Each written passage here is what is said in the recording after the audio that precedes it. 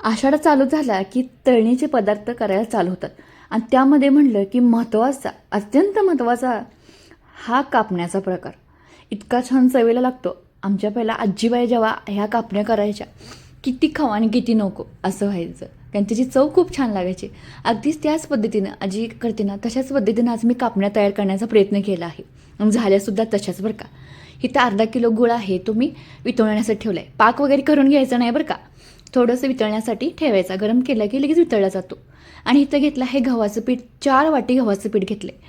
घरामध्ये कोणतीही वाटी घ्या, त्या वाटीनंच मोजून इथं पीठ घ्या. म्हणजे कापण्या आहेत ना एकदम मऊ, तोंडात टाकतात ना तसे विरघळणाऱ्या कापण्या तयार होतात.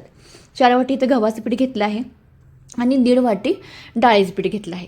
तुम्हाला 2 टिप्स देते. तुम्हाला कडक कापण्या पाहिजे असतील तर ना आणि अर्धी वाटी डाळीचं पीठ वाढवू शकता, म्हणजे कापण्या आहेत त्या कडक होतात.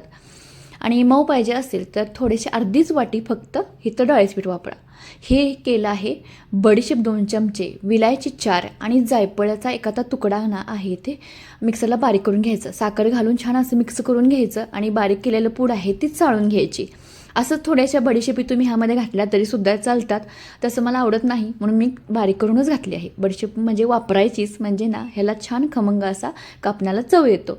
आता काय झालं आहे, गार झालेलं हे आहे तो गुळ आपण जे पातळ करण्यासाठी ठेवलं होतं ना ते ह्यामध्ये गाळून घालायचं. शक्यतो गाळूनच घाला, कारण गुळामध्ये थोडंसं खरं वगैरे असण्याची शक्यता असते. चवीपुरतं मीठ घालायचं आणि पाणी आहे जेवढं आहे ते सगळं ह्यामध्ये ॲड करून घ्यायचं. थोडंसं कमी पडलं तर पाण्याचा हात थोडासा घ्यायचा आणि मर्दून घ्यायचा. असं घटसर पीठ आहे ते मळून ठेवलेलं आहे. अर्धा ते पाऊण तासासाठी भिजत ठेवायचं आणि नंतरच आपण इथं करून घेणार आहोत. थोडंसं तुपाचा हात लावला तरी चालतं. तर म्हटलं जातं ना, कारलं कितीही असलं तर कडू लागतं. थोडंसं तूप लावलं तरीसुद्धा ह्याला ना वेगळी चव येते, एकदम तुपाचाच फ्लेवर येतो. अर्धा ते पाऊण तास आता हे पीठ भिजलेलं आहे. ते गोळे आहेत ते मिडियम साईजचे करायचे. चपाती करतो ना त्याचे डबल टिब्बल इथं पीठ घ्यायचं आणि ह्याचा गोळा करून घ्यायचा. लागलंच तर पिठाचा वापर करायचा, नाही लागलं तर छानच. तर मला इथं थोडंसं पीठ लावायची गरज पडली, कारण मी गुळ जरा जास्त घातला आहे. गुळ जास्त म्हणजे जास्त घालायचं नाही. जास्त असलेल्या गुळामध्ये काय होतं, कापणी कडक होते किंवा जास्त गुळाचा वापर करू नका असा. त्यामुळं थोडीशी चुकण्याची शक्यता असते. थोडीशी आता आपण लाटून घेतलं आहे, पीठ थोडं लावलं आहे. जास्त चपातीला लावतो ना तशा पद्धतीने इथं पीठ लावायची काही गरज नाही. थोडं लागल तसंच पीठ घालायचं आणि हे आहे ते छान असा गोळा लाटून घ्यायचा. आणि ही जी साईज बघू शकता आहे, जेवढी चपाती करतो ना तेवढंच लाटायचं. गोळा मोठा आहे म्हणून जास्त मोठा लाटायचा नाही किंवा जाडसंसुद्धा ठेवायचं नाही. चपातीच्या आकाराचंच आपण इथं लाटून घेतलं आहे. खसखस आहे ते लावून घ्यायची. खसखसऐवजी तीळ लावलं तरीसुद्धा चालेल, पण खसखस ना छानच लागते. आणि खसखस लावल्यानंतर थोडंसं लाटणं आहे ते हळूवर फिरवून घ्यायचं, म्हणजे छान अशी खसखस त्याला दाबून राहते आणि तेलामध्ये सुटत नाही. आणि हे आता कापण्या आहेत त्या आपल्या कुठल्या आकाराने कापल्या तरी तीच चव लागते, पण कापण्या म्हणजे त्रिकोणीच. त्यामुळं असे त्रिकोण आकाराच्या कापण्या आपण कट करून घेणार आहोत.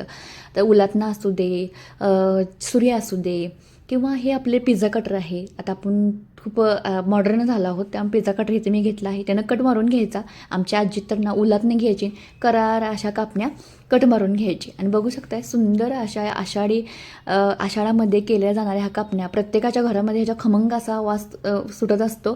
तर पहिल्याच्या काळी काय असायचं, कुणाच्यात कापण्या करायच्या असतील त्यांच्या आसपासची 4 घरांना कळायचं की ह्यांच्या घरामध्ये आज काय तर तळण चालू आहे, म्हणजे शक्यतो कापण्याच करायला, कारण त्याचा सुवास वेगळाच असतो. आता ह्या गॅसची फ्लेम आहे ती पहिल्या तेल आहे कडकडीत गरम करून घ्यायचं आणि एकदम ना लो फ्लेम ते मिडियम फ्लेमवर ह्या कापण्या तळून घ्यायच्या. मोठ्या फ्लेमवर काय होतं, वरचं आवरण आहे ते करपलं जातं, आत कच्च्या राहतात. आपल्या अशा नको आहे, सगळीकडनं चांगल्या व्यवस्थित तळल्या गेल्या पाहिजेत. कापण्या तेलामध्ये टाकतात, एकदम ना पुरीसारख्या फुलल्या गेल्या तर समजायची आपल्या कापण्या एकदम परफेक्ट झाल्या आहेत, सुंदर झाल्या आहेत. तर बघू शकताय ह्या कापण्याची रेसिपी तुम्हाला बघायला आणि केला तर नक्की मला कमेंट करून सांगा कशा पद्धतीनं झाल्या. आणि तुम्ही टिप्स सांगितली होती की तुम्हाला मऊ पाहिजे असेल तर अर्धी वाटी डाळ घाला आणि तुम्हाला कडक पाहिजे असेल तर 2 वाटी डाळ घालायला विसरू नका, म्हणजे कुरुम अशा लागतात. ह्या कापण्या एकदम योग्य आहेत खायला आणि चवीलासुद्धा सुंदर. धन्यवाद.